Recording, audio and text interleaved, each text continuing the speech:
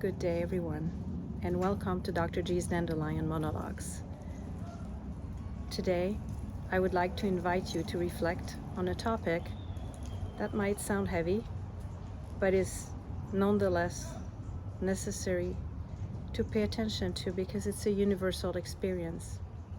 It pertains to a phenomenon that most of us will go through unless we don't live long enough to attach and then be forced to detach, let go, and grieve.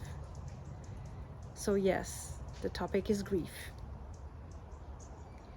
Grief is part of human condition. We have to deal with losses of all kinds throughout a lifetime. Yet, we are very poorly prepared from a young age to cope with that. In school, we are taught to acquire good grades, knowledge. We are invited and praised for accomplishments, but we're not taught to cope with losses and letting go. How do we find peace after a loved one has died?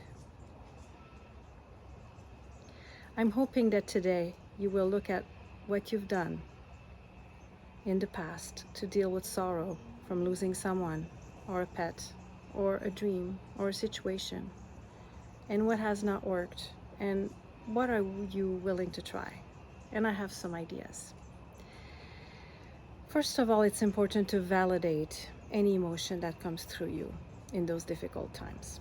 There's no such thing as a bad emotion as long as nothing is done to harm yourself or others in the process. So yes, you can have any feeling ranging from sadness to hopelessness to anger to fear and even numbness. Some people don't feel anything.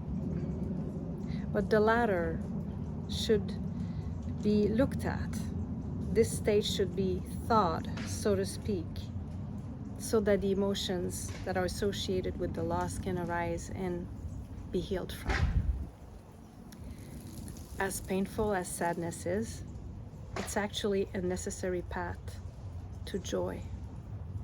If you are brave enough to let your soul be touched and softened by sorrow, then that means you will be ready to be enveloped by joy. So do whatever you need to do to sit with your pain, to embrace it and nurture it. And listen to it, whatever it has to say. And just accept it with no judgment.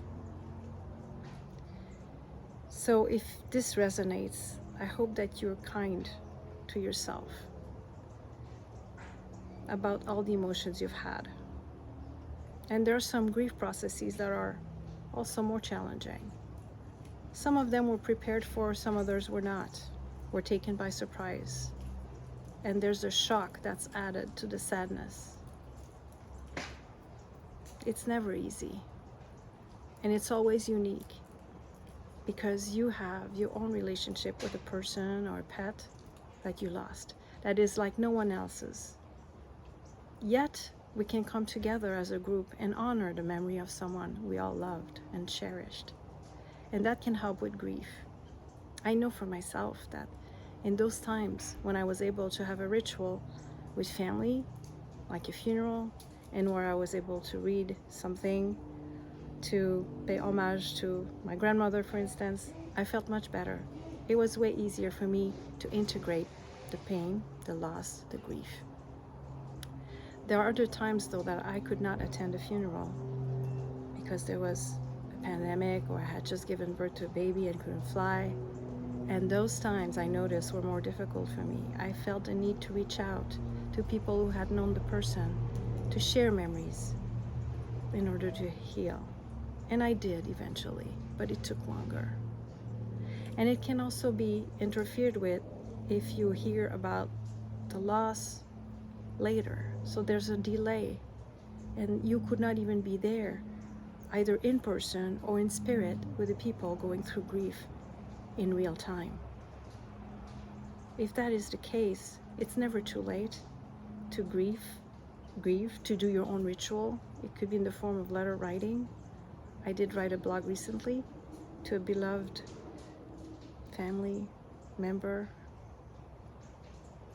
of ours, and it made me feel better. It made me feel better to revisit all the good times we had together and the teachings that stay with me from that person. That was my beau papa.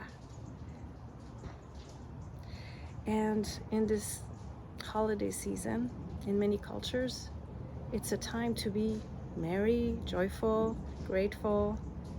But when we're burdened by the sorrow of loss and grief, it might be harder to be in the mood. And it's been my case. And I decided to just let myself be open to new rituals that I could do, and invite my children to do too, to honor the memory of a dear person we lost. I went to an art gallery recently, and there were these nice ceramics made into ornaments, and this one reminded me, for some reason, of my dear beau papa, because as an elder, he was also a tree, a strong reference point, full of wisdom, just like the forest. And the heart symbolizes love and joy of living. And he certainly taught us to do that and to live in order to not have regrets. And for my kids, I thought that they might enjoy receiving something like that to deal with their own grief. And maybe they will find that resonates or not, because he was also a light and a star in our lives. So maybe my children will find some peace in that. And if that doesn't resonate with them, I'm sure they'll find out their own way. But what's important is to accompany our children, our teenagers who are dealing with something like that, by making sure that they have space to express their emotions. If we do not have grief literacy yet, we can certainly change that in our own homes, with our families, with our friends. So I welcome your emotions, whatever they are, and I'm sorry for your loss if you are grieving right now, and that is difficult. And maybe this holiday season is tough because it brings back memories and brings back the reminder that this person is no longer.